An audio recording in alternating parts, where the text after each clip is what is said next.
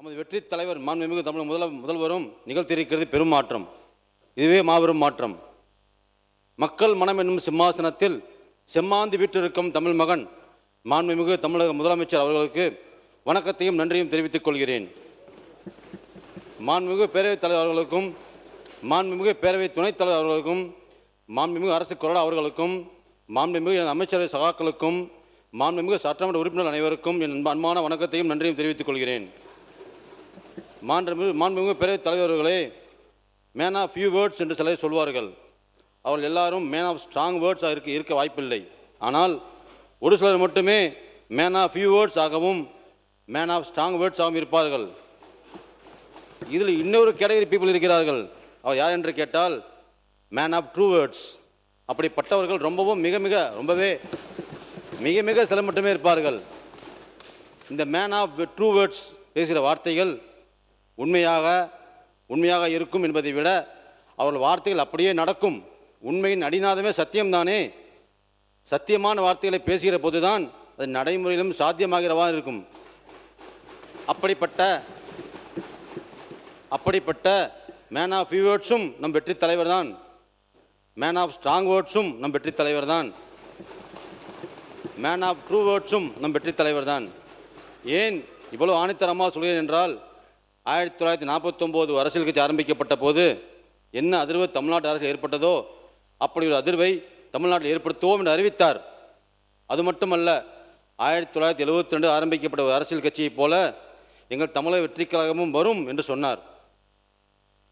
1967 அறிஞர் அண்ணா அவர்கள் ஏற்படுத்தியது போல, 1977 புரட்சித் தலைவர் எம்ஜிஆர் அவர்கள் ஏற்படுத்தியது போல ஆட்சி அதிகார அரசியல் மாற்றத்தை 2027 எங்கள் தமிழக வெற்றி கழகம் ஏற்படுத்தும் என்று கம்பீரமாக அறிவித்தார். அதைத்தான் வாகை சூடும் வரலாறு திரும்பி பிரகடனம் செய்தார். ஓட்டுக்கு ஒரு பைசா கூட கொடுக்காமல் 35% வாக்குகளை பெறுவோம், உறுதியாக ஆட்சி அமைப்போம் என்று அறிவித்தார். அதற்கு காரணம் நம் வெற்றி தலைவருக்கு தன்னுடைய நேர்மை மீதும் மன உறுதி மீதும் நம் மக்கள் மீதும் இருக்கும் அசைக்க முடியாத நம்பிக்கைதான். இது ஏதோ எங்கள் தலைவர் போவதற்காக சொல்லவில்லை, நடந்ததை இந்த நாடே பார்த்தது. நம் தலைவரே சொல்வது போல தில்லா கெத்தா தனியா நின்று வென்று காட்டினார்.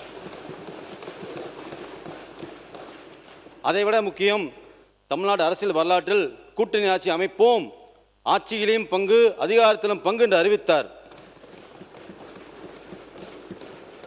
அன்று அவர் அறிவித்த போது அனைவரும் ஏளனமாக பார்த்தார்கள். ஆனால் இன்று அதையும் சாதித்து காட்டியுள்ளார். அன்று ஏளனமாக பேசியவர்கள் வாயடித்து போய் உள்ளனர், வயிற்றெரிச்சலில் உள்ளனர். மக்கள் காசை ஒரு பைசா கூட தொடமாட்டேன், தொடவும் விடமாட்டேன், தொட்டாலும் விடமாட்டேன், இதற்கு முன் தொட்டவர்களையும் விடமாட்டேன் என்று சொன்னதை இன்று எல்லோரும் மனப்பாடமாக சொல்லி தொடங்கியுள்ளனர். இப்படிப்பட்ட மகத்தான தலைவன், மகத்தான மனிதன், அவர் தலைமையில் அமைந்துள்ள அமைச்சரவையில் ஒரு ஏழை ஆசிரியர் மகனாக எனக்கு வாய்ப்பு கொடுத்துள்ளார். அதற்கு எப்படி நன்றி சொல்வது தெரியவில்லை. 25 ஆண்டு காலமாக அவர் நிழலாகவே இருந்து வருபவன் என்று சொல்வதில் மிகப்பெரிய பெருமை, மிகப்பெரிய அங்கீகாரம். அவரிடம் விசுவாசத்தை கற்றேன், அவரின் வெற்றியிலும் அடக்கத்தை கற்றேன், அதைவிட அவரிடம் நேர்மையை கற்றேன். என்றைக்கும் அவரது கண்ணசைவில் இயங்குபவன் என்று சொல்லிக்கொள்வதில் எனக்கு பெருமையே. நான் ஆரம்பத்தில் எங்கள் தலைவரிடம் சேரும்போது BA வரை படித்திருந்தேன். பிறகுதான் MCOM படித்தேன். அது மட்டுமல்ல, எங்கள் தலைவருக்கு உறுதுணையாக இருக்க இன்னும் கற்று தேர்ச்சி பெற வேண்டும் என்பதற்காகவே MBA படித்தேன், ML படித்தேன். இத்தனைக்கும் எனக்கு உறுதுணையாக இருந்தவர் எங்கள் தலைவர் தான். இங்கே அவசியம் இன்னொன்றை குறிப்பிட்டாக வேண்டும். எங்கள் குடும்பம் பூர்வீகம் திருப்பூர். நான் பிறந்து வளர்ந்து படித்ததெல்லாம் திருப்பூர் பகுதியில் தான். எங்கள் குடும்பம் ஒரு பெரிய குடும்பம் இருந்ததால், என் தந்தை அரசு பள்ளி ஆசிரியர் இருந்ததாலும் அந்த வருமானம் போதாமல் இருந்தது. நான் ரேஷன் கடைகள் நம்பித்தான் வாழ வேண்டிய சூழ்நிலை. அன்றைக்கு ரேஷன் கடைகளுக்கு வாசலில் வரிசைகள் நின்று பொருள் வாங்கியதை இன்று ரேஷன் சம்பந்த அமைச்சராக இருந்து சொல்கிற போது ஞாபகம் வருகிறது. பழைய நிலைமை இன்னும் மறவாமல் இருக்கிறது என்பதை சொல்கிறேன். வறுமை வாழ்வின் பலவீனம் அல்ல, வறுமை எப்போது முன்னேற வேண்டும் என்று சொல்லித் தருகிறது ஒரு பேராசனம். என் தாய், என் தந்தை, சகோதரிகள், என் நண்பர்கள், ஆசிரியர்கள் எனக்கு வறுமையிலும் நேர்மையை சொல்லி தந்தார்கள். அதன் பிறகு சென்னை வந்து எங்கள் தலைவரிடம் வந்து சேர்ந்த பின் எங்கள் தலைவருக்கும் அவர் தந்தையாருக்கும் எனக்கு நேர்மையை கடைப்பிடிக்க காரணமாக இருந்தார்கள். அன்று முதல் இன்று வரை என் தலைவருக்கு எப்படி நேர்மையாக விசுவாசமாக இருக்கிறேனோ அப்படியே என்னை தேர்ந்தெடுத்த மயிலாப்பூர் தொகுதி மக்களுக்கும் இருப்பேன்.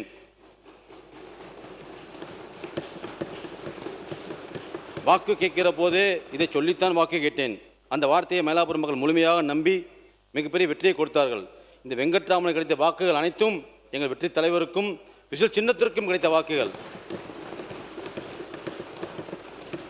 என் வெற்றிக்கு காரணமான என் தலைவருக்கும் மயிலாப்பூர் தொகுதி மக்களுக்கும் மயிலை தொகுதியின் தமிழக வெற்றிக்காக அனைத்து நிர்வாகிகள் மற்றும் கழகத்தின் தொண்டர்கள் அனைவருக்கும் நன்றியை தெரிவித்துக் கொண்டு எனக்கு வழங்கப்பட்ட உணவு மற்றும் உணவுத்துறையின் மானிய கோரிக்கை மீதான பதிலுரைக்கு தொடங்குகிறேன்.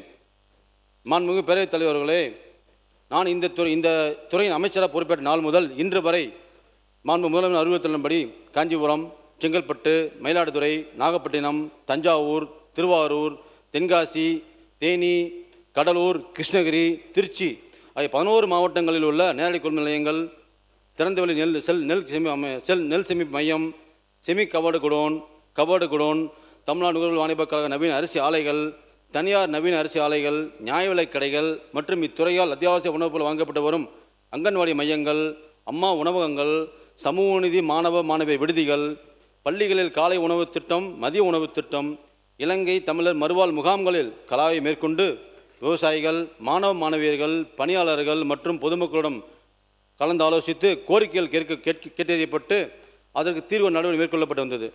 மேலும் அதிக நுகரும் சன்னரக நெல்லை அதிக அளவில் விளைவிக்க விவசாயிகளிடையே உரிய விழிப்புணர்வு ஏற்படுத்தி அலுவலருக்கு அறிவுறுத்தப்பட்டது.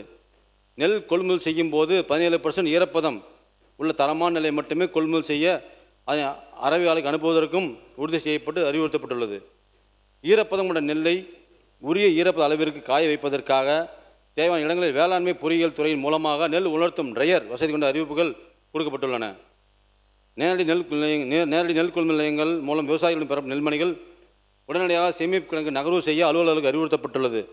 மேலும் சேமிப்பு தன்னை அதிகரிக்கும் பொருட்டு மயிலாடுதுறைக்கு நான் கலாய்வு சென்றபோது தருமபுரம் ஆதீனம் அவரோட ஆதீனத்திற்கு சொந்தமான இடங்களை சேமிப்பு கிடங்கு அமைப்பதற்காக கோரப்பட்டு பெறப்பட்டுள்ளது. உணவு மற்றும் நுகர்வோர் பாதுகாப்பு தமிழ்நாட்டில் தற்போது பயன்பாட்டில் உள்ள 2,28,83,336 குடும்ப அட்டைகள் வாயிலாக 7,01,29,127 பயனாளிகளுக்கு, அதாவது 3 குடும்ப உறுப்பினர்களுக்கு ஒரு அட்டை பயனாளிகளுக்கு பொது விநியோக திட்டத்தின் மூலம் அத்தியாவசிய பொருட்கள் வழங்கப்பட்டு வருகின்றன. நமது வெற்றி தலைவர் தலைமையிலான அரசு அமைந்த பின்னர் 10/5/2026 முதல் 15/8/2026 வரை 1,13,787 குடும்ப அட்டைகள் அச்சடிக்கப்பட்டு அதில் 73,163 குடும்ப அட்டைகள் பயனாளி வழங்கப்பட்டுள்ளன. மீதமுள்ள குடும்ப அட்டைகளும் விரைவில் பயனாளிகள் வழங்கப்படும். மேலும் முழு நேர நியாய விலைக் கடைகள் மற்றும் பகுதி நேர நியாய விலைக் கடைகள் அமைத்திட பல்வேறு கோரிக்கைகள் வரப்பட்டன. முழு நேர நியாய விலைக் கடைகள் அமைத்திட பொதுவாக நகர்ப்புற பகுதிகளில் குறைந்தபட்சம் 800 குடும்ப அட்டைகளும், கிராமப்புற பகுதிகளில் குறைந்தபட்சம் 500 குடும்ப அட்டைகளும் இருக்க வேண்டும். பிளே ஸ்டோர் மற்றும் ஆப் ஸ்டோரில் இருந்து பாலிமர் செயலியை QR கோடு மூலம் பதிவிறக்கம் செய்யுங்கள். செய்திகளை உடனுக்குடன் பெறுங்கள்.